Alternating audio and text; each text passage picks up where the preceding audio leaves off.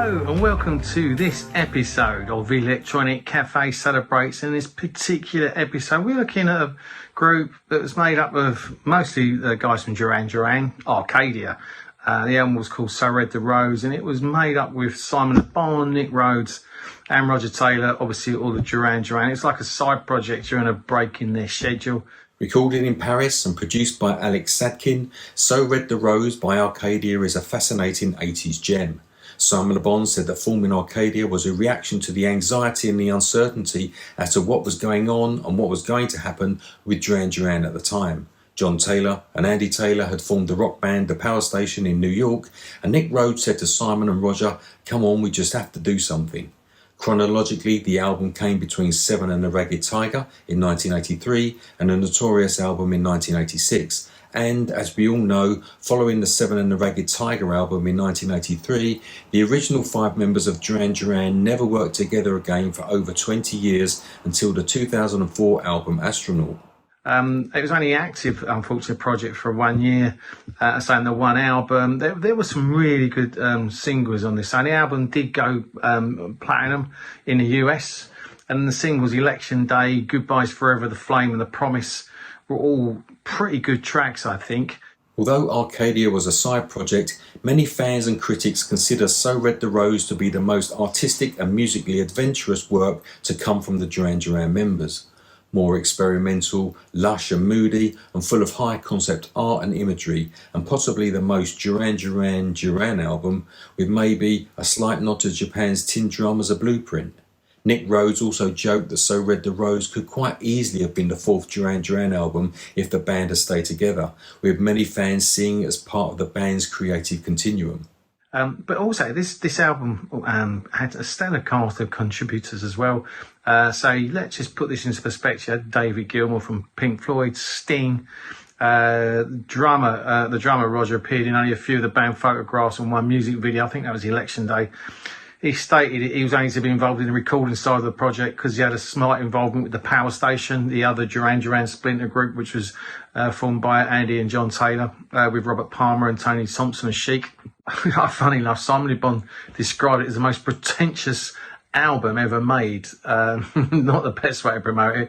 As Andy said, initially both Simon and Nick distanced themselves from the album, jokingly in interviews both labelling So Red the Rose as the most pretentious album ever made.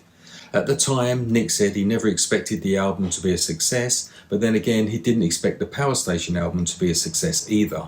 In reality, both were successful, with both the Arcadia and Power Station albums selling about the same amount of copies worldwide, and both acts being major hits on MTV.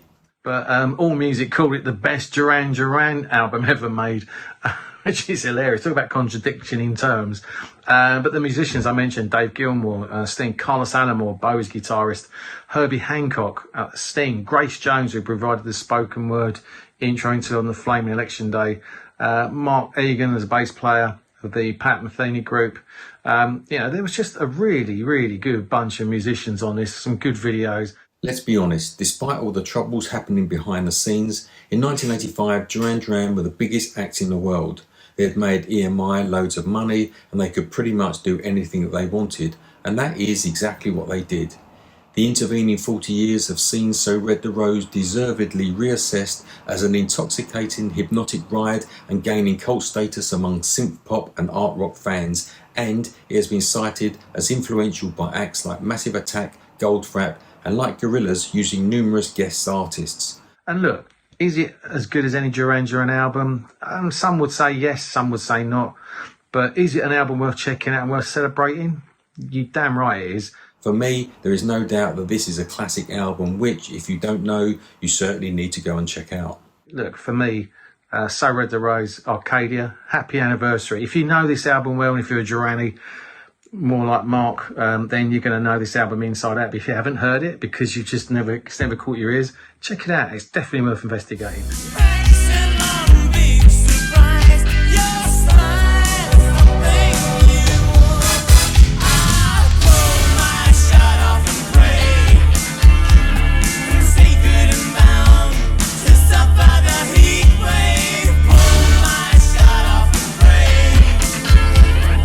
Coming up on re-election.